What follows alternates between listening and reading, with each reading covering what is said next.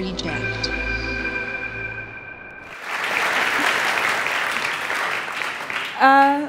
Thank you for the intro. Can you hear me all right? Cool. Yeah, so Ukulele Hero. First of all, hey Reject.JS, how are you all doing? Nice. I wanted to say a quick thank you to the organizers who were very supportive in making me actually propose a talk, and then here I am standing talking to you. I'm very thankful for that. As Jan said, hi, I'm Lisa. Yes, there is a hashtag with my name. Other ways of communicating with me are shooting me an email. This is my preferred way. And if you're really into social media, I am not on Twitter. That is the reason why there's this hashtag, so people can talk about me without me being involved. But if you're really into social media, you can find me with this handle, liz@wk3org, on Diaspora, which is a super cool decentralized open source social network. And if you don't know what that is, come talk to me afterwards. Yeah, let's get started. Exciting times.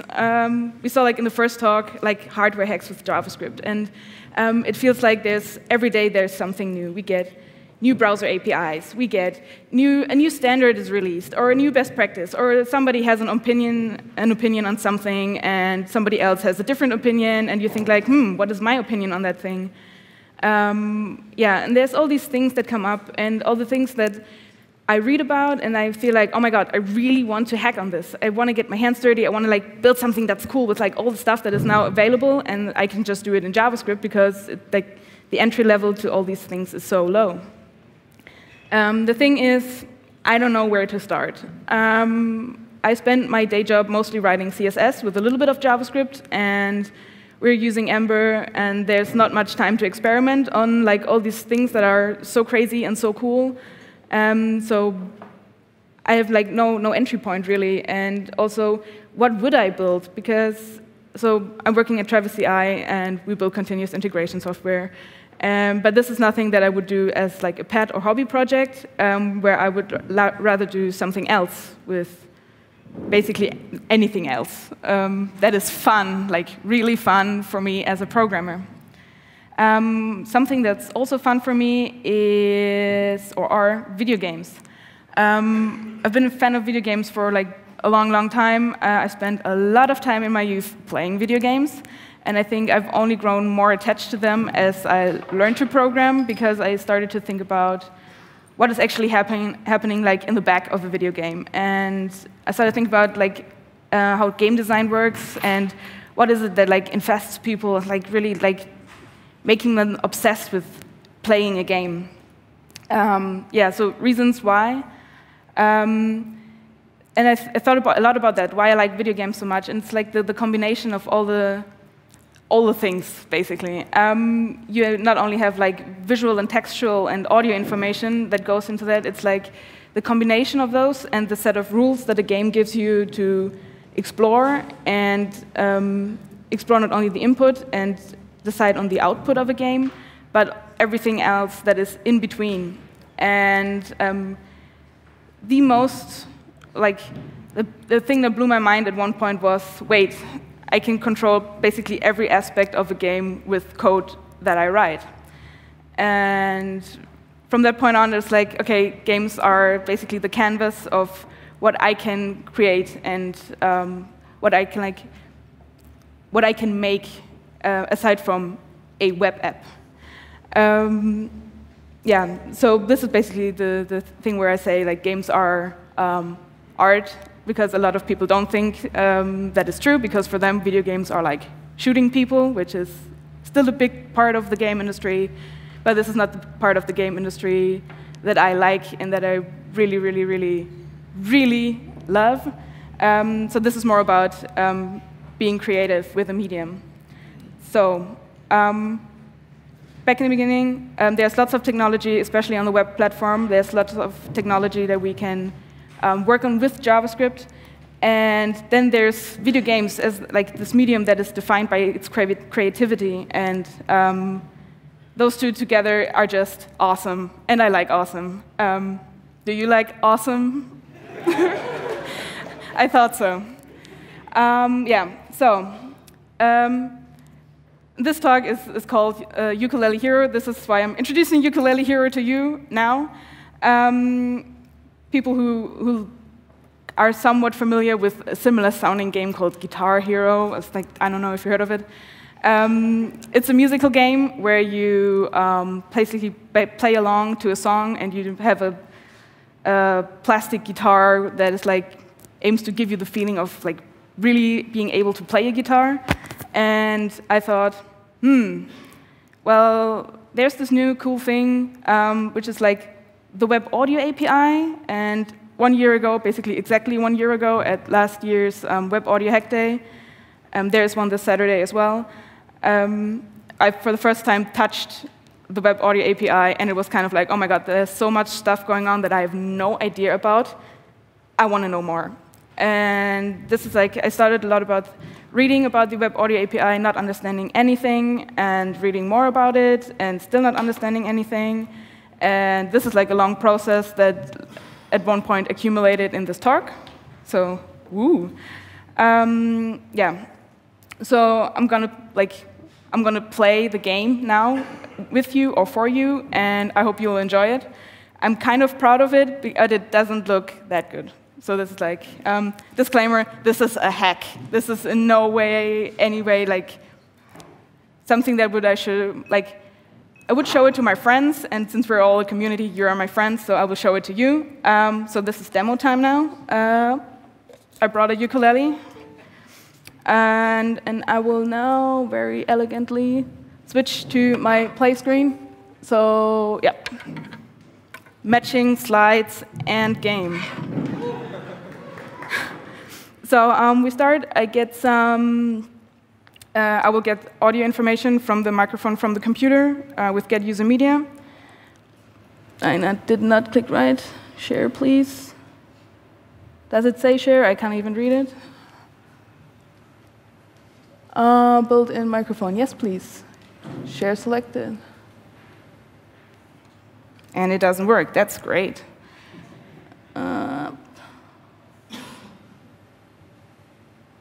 Let's lose this one. Maybe. No. That's weird. It works yesterday. I know. No. I want to share. Please.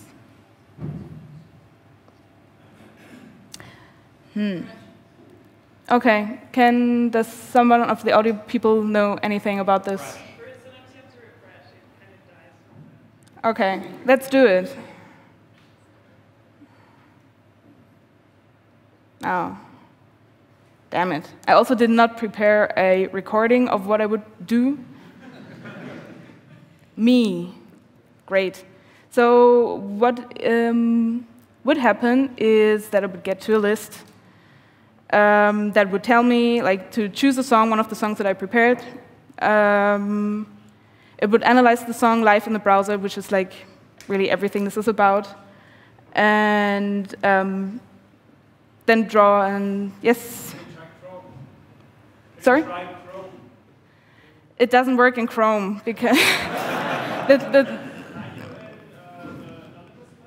yes. Oh, okay.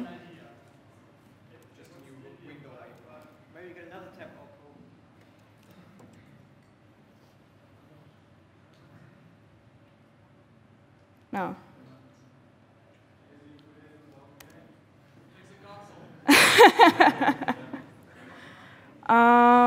Okay. Debugging, I love it. No.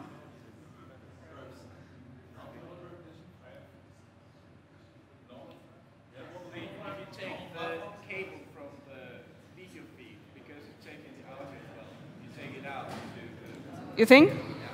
Okay, let's try it. Sorry, audio people. It might work. Let's make this work. No. That is sad. Okay, so I will just continue with the slides. So no demo time. I'm sorry. If I can play you a song. I have to, kind of, because this is really bad. Who here knows the show Adventure Time? OK. Do you want to sing along with me? The Adventure Time theme song? Can you do that? OK, let's start. Adventure time. Come on, grab your friends. We go to very distant lands. With Jake the dog and Finn the human. The fun will never end. It's adventure time. Thank you. So,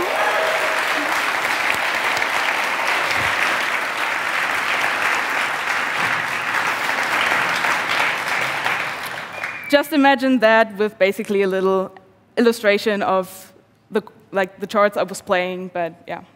Anyway, if this would have worked, I would now explain you how it works. Yay. So, I would have loaded and analyzed the song. That was a song that I picked from SoundCloud from a Creative Commons license. And then I would get get the live input from the ukulele through the microphone, which did not work. And this is the weird part, because that always works. And then I built a little game structure around it to compare what I have calculated before and the input that I gave it live. And yeah, make it pretty, in quotes. So, in depth, the song. I don't know if who here has tried out Web Audio API at one point. OK, a few. So what you usually start with is creating an audio context. And from that audio context, you get all the other nodes that you connect. And then at one point, you have this long pipeline of the input that eventually goes and output in your speakers, and then you do stuff in the middle with it. And this is also how I started when I thought about how can I analyze the song. Turns out that this is really, really great for having real-time analysis of the audio source, like what I would do with the ukulele, but not if I want to analyze a song up front. Yeah, because I actually need faster processing of the source material, and therefore there's a fairly new thing that I only found out by accident because I was on Stack Overflow, wondering why can't I process these things faster? And there is offline audio context. Who knew? And it will what offline audio context does is it will analyze data. The audio data as fast as it can. And here's the thing why it won't work in Chrome, because there's a bug in Chrome, apparently, that that the processing happens so fast that it will skip a lot of samples. And then you will get a very inaccurate and very faulty kind of result. But it works in Firefox. This is why I need to use Firefox, which I usually do. So that's cool.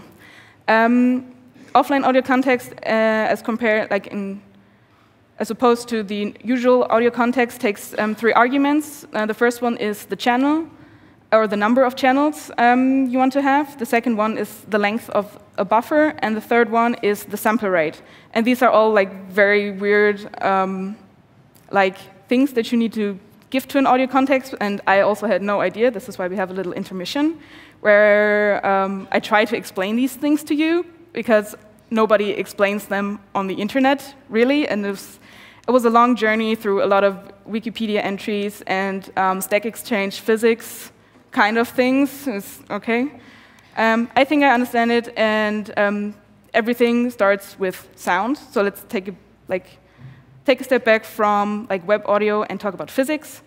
Sound comes in periodic waves. They look like this, kind of, without the colors.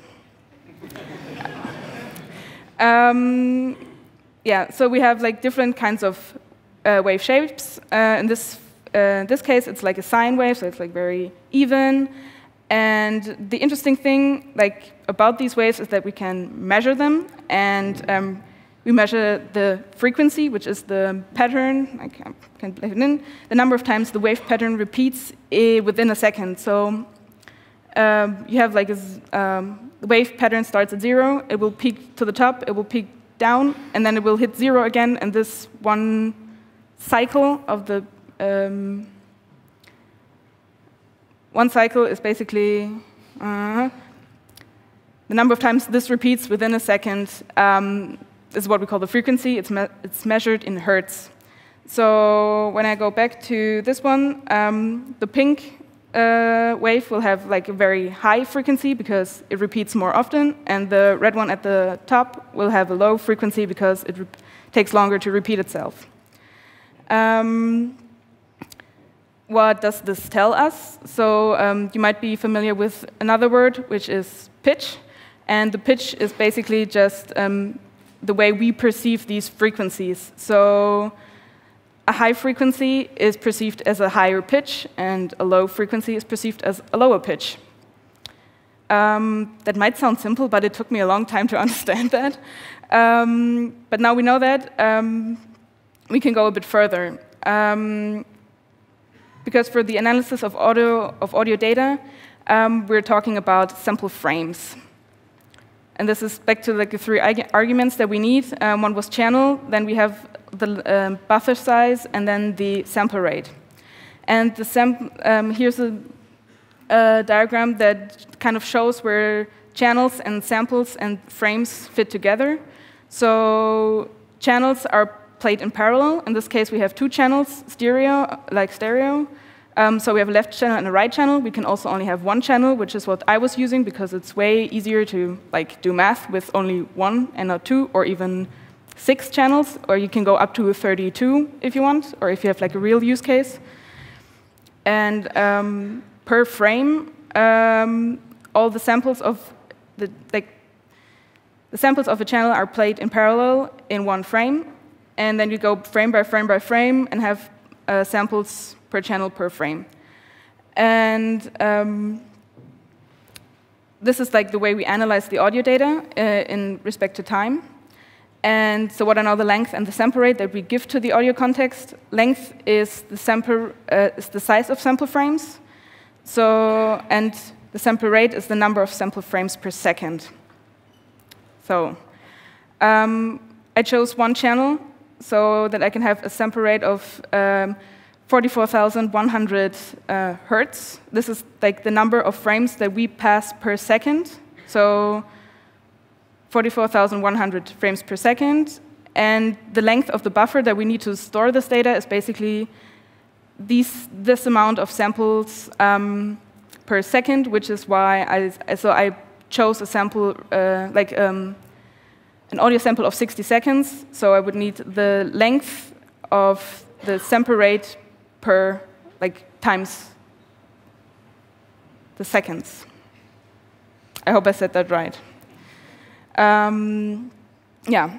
So end of intermission. So we basically need to understand, or I needed to understand how web audio processes audio data and all the parameters that go into it, just to load a song with an simple request, so I'll get the song from that I uploaded, and have to run all these. I don't even run anything at this point. I just need to understand what I'm doing and what kind of data I get. Next up, I hook up an analyzer node, which is the standard, it's a node that comes with the web audio context, and it gives you data of the input source, or the sound or the file that you upload. You create it from the context, and I define the FFT size of the analyzer node. FFT stands for fast Fourier transformation, I think, which is a way or an algorithm that analyzes sound data. It's built into Web Audio API, so you don't have to understand what's going on because this is crazy. And what the number is, it's a number that needs to be a power of 2. And this later influences the way we receive the samples from our analyzing part. I chose 4096. Maybe remember that, it will come back. What else do I have? I have a script processor node, which is also a node of the web audio context.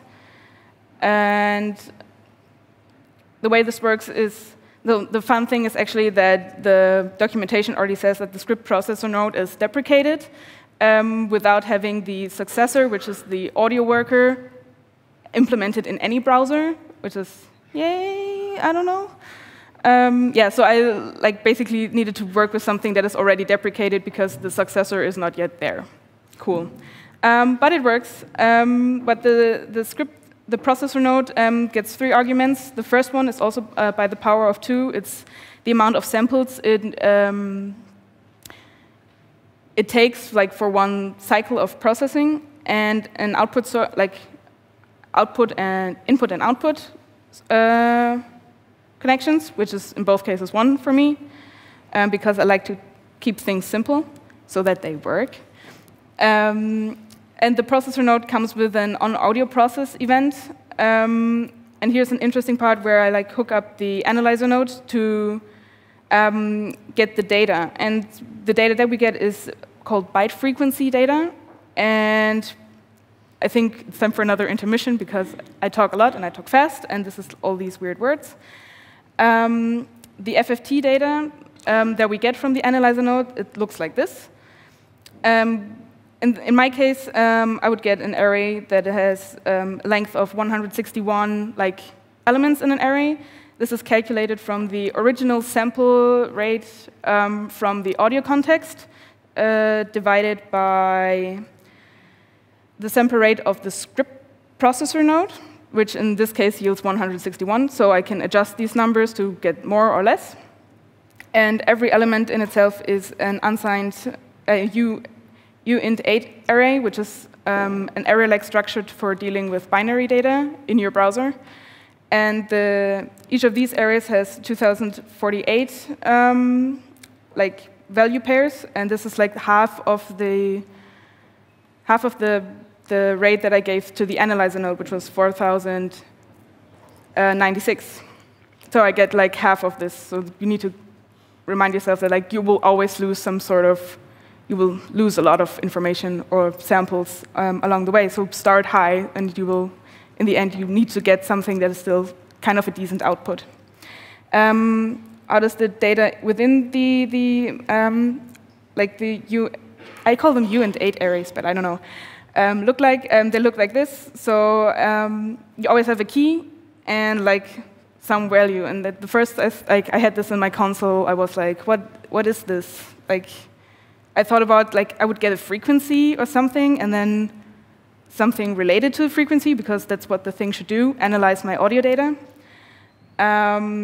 So I was reading some Stack Exchange thread where somebody asked, I want to do fast Fourier transformation, but what do I do with the data that I get? And then I understood that every key corresponds to a frequency already, and the value that we have here is which is always a value between 1 and 255, which is how the volume or the magnitude of that frequency within the sample that we have. So there's a lot of them. In this, the little screenshot that we have here, key 14 would be the strongest, the highest magnitude. And for the kind of analysis that I did, because I have no idea what I'm doing, I just thought, I just pick the key with the highest value, and that is kind of the chord that I would be playing, which is a very, very, very, very simplified solution to the problem that I had of getting a chord from my audio sample data. Yeah, the way that you calculate the actual frequency from this is kind of still another weird thing that I needed to figure out. So from all my samples, the very long arrays, I always took the biggest value and the key. And the key that I get, so the samples that the FTT data gets me is always within the range of what is hearable in hertz frequency to the human ear. So humans can perceive frequencies between 20 hertz and 20,000 hertz.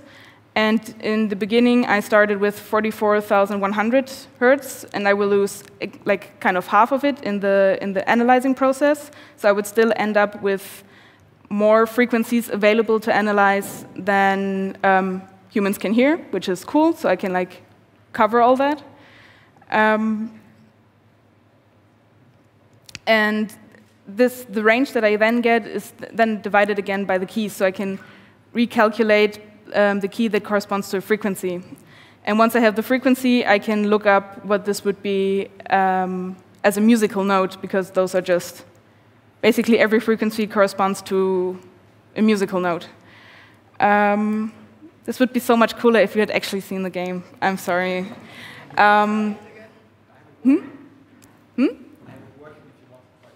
You have it? Okay. He has it working. Okay, I will we'll try again in the end because I'm kind of almost done. Because part 2, the input, that did not work. This is actually all done by Chris Wilson, who does a lot of cool web audio hacks, and he made a pitch detector, which I found really cool, and I basically took his code from the pitch detection and made it so it like fits within the game. What he does, he gets the request, he gets the user media, like the audio stream, uses that stream as a source for an audio context, where I would use in my offline analysis would use a song or like an audio file, and he also uses an analyzer node to get the data. What he does different, that he uses like an actual algorithm and an autocorrelation algorithm to determine the actual input frequency. Where I just like hacked something together that kind of worked for me, which is cool. So if you want to know, if you want to read about autocorrelation, there is a lot of stuff on Wikipedia. I just stopped after the intro because I couldn't get my head around it, which is fine. It was part of the game that I was working on. Okay, so we had like the song that I would load, that like most of the code came from me. The second part of the input that came from Chris Wilson's pitch detection, and then I have like the actual game, like the interface and how everything goes together. I like to call it the spaghetti code because it's just like making things work in whatever kind of way and thinking about the logic and what could I do. So what would have been is like I would fire events every time like I detect a chord change in the data, and once I detect like a chord change in the sound in the song that I analyzed, I would fire an event that would then check the live input data for like, hey, do these chords match? And I just, in this case, I only compare the actual musical notes that I calculated and not the frequencies, because the frequency spans from the live input and the offline they diverged a lot in the process. Then I made up a scoring system where I like calculated basically the percentage based upon the amount of chord changes. And then I had some visuals, like some simple drawings on a canvas with bars that I calculated from, again, the transformation data. And then I would have been done. Yes, and it worked, kind of.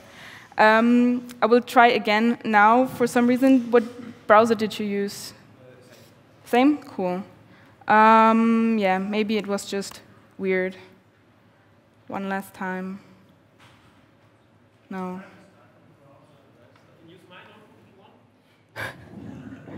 Can we hook it up? OK, I will quickly end the presentation because I think 2 more slides. One is thank you so much for like you as community, to the people who write the Mozilla Developer Network articles and documentation, people hanging out in the web audio Slack and all other support channels in Slack, the people who answer questions in depth on Stack Overflow.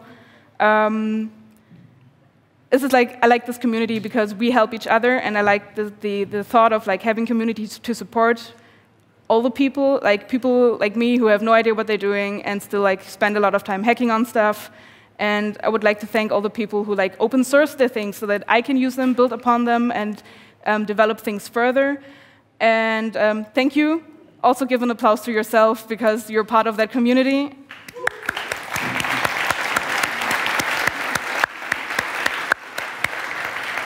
Yeah, and there's an online version of the game. I don't even know if that works. And there's also the source code of like the game and the presentation. It's all on GitHub.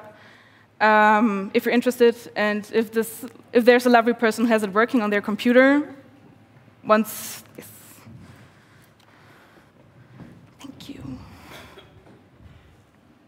No. I only have an HDMI thing. OK, we can try it in the break. Come find me. You can play the ukulele if you want. Thank you.